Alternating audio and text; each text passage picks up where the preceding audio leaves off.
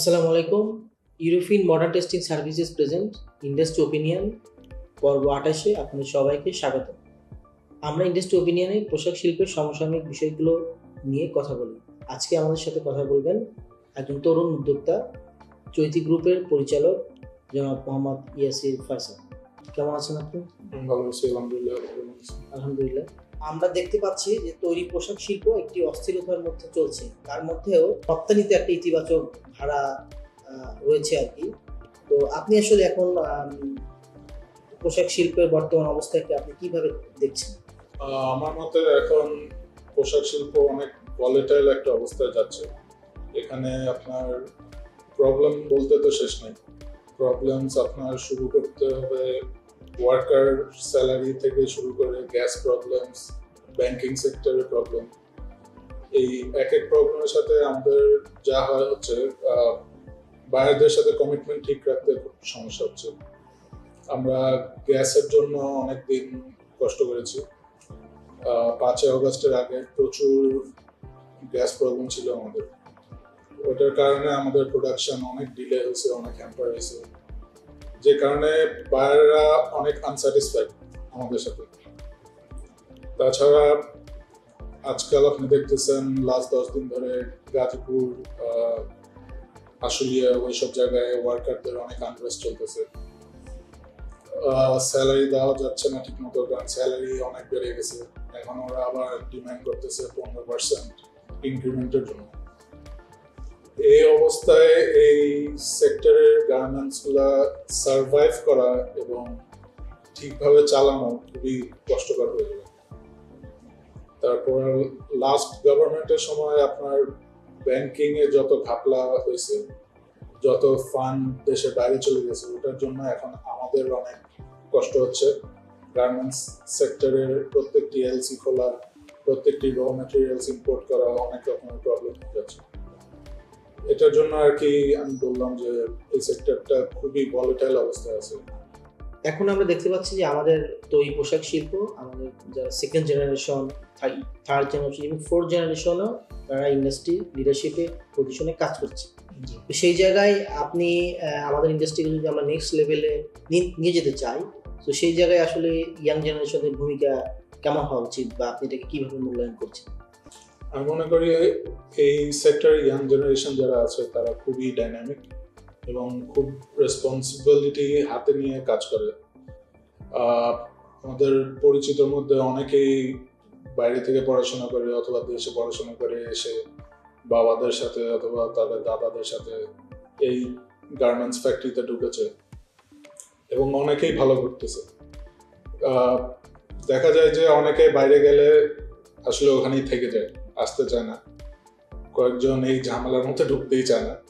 তাও তার মধ্যেও অনেকে দেশে আসছে, এই সেক্টরে ঢুকেছে এবং তারা ভালো করতেছে according to the guidelines of তাদের ফাদার অথবা গ্র্যান্ডফাদার যারা আছে। সো এখন ধরেন নেক্সট লেভেলে যেতে হলে মানে আপনাদের যারা সেকেন্ড জেনারেশন তাদেরকে মধ্যে কি ধরনের ইউনিটি থাকা প্রয়োজন? এখন নেক্সট স্টেপ হবে আমাদের সেকেন্ড জেনারেশনের একটা স্ট্রং একটা কমিউনিটি বিল্ডিং করা। যেমন আমাদের এখন আছে বাইলাতে এখন স্ট্রং ইউনিটি আছে। কয়েকদিন আগে আমাদেরই একটা মেম্বারের উপর হাত তোলা হয়েছিল, মাহমুদ জিন্সের রাফি ভাই। তো ওইটার পর বাইলা বেশ স্ট্রং ভাবে এটাকে কন্ডেম করেছে, অ্যাটাকটাকে কন্ডেম করেছে। এই অবস্থায় বাইলা stands as a perfect platform for knowledge sharing. আর বাইলার সব মেম্বাররা ইজ মোর অফ ভাই ব্রাদার, যেমন মানে সবাই অনেক ক্লোজ এবং একসাথে কাজ করে। তো এটা খুবই ভালো about the future of the garments industry.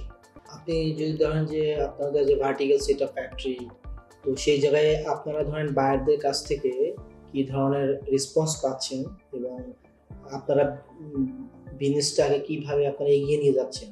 কারণ অন্য যারা ফ্যাক্টরি আছে তাদের হয়তো শুধু গার্মেন্টস আছে বা শুধু টেক্সটাইল আছে। তো সেই জায়গায় আপনারা as a vertical setup factory হিসেবে কি ধরনের সুবিধা পাচ্ছেন এবং ইন্ডাস্ট্রিগুলো আসলে বায়াররা এখন কি চাচ্ছে? বায়াররা কি সব কি লোকালাইজেশন করতে চাচ্ছে নাকি বাইরেরা আরো বাইরে থেকে আরো বেশি সোর্সিং করতে যাচ্ছে?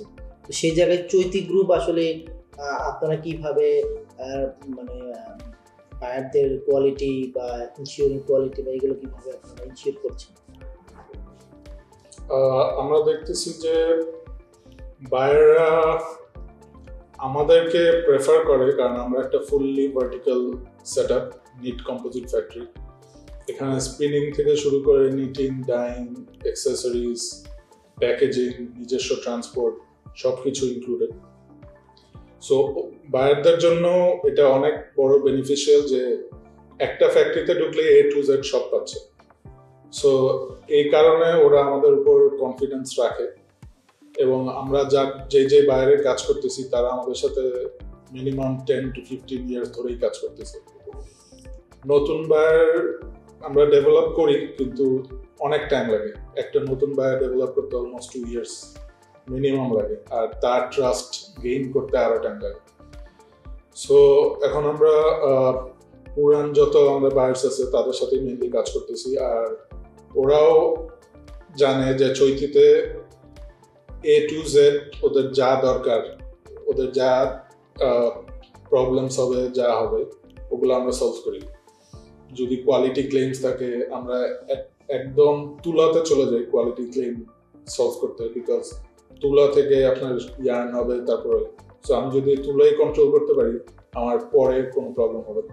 সেই জায়গায় আপনার ফিউচার প্ল্যান কি? আপনি ইন্ডাস্ট্রিতে আর কিভাবে কন্ট্রিবিউট করতে চান? আমার ফিউচার প্ল্যান হচ্ছে যে আমাদের এখন একটা মিসিং আছে, ওটা হচ্ছে রিসাইক্লিং প্ল্যান্ট, যেটা নিউ ওয়ার্ল্ড ট্রেন্ড। বায়াররা অনেক রিসাইকেলড প্রোডাক্টসের দিকে মুভ করতেছে। সো আমাদের একটা প্রজেক্ট আছে যেটা আমরা আমার প্ল্যানিং স্ট্রাকচারে আছে, যে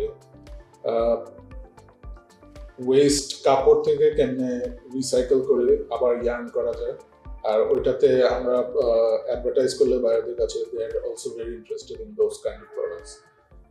সো আমার next step would be to diverse towards that industry.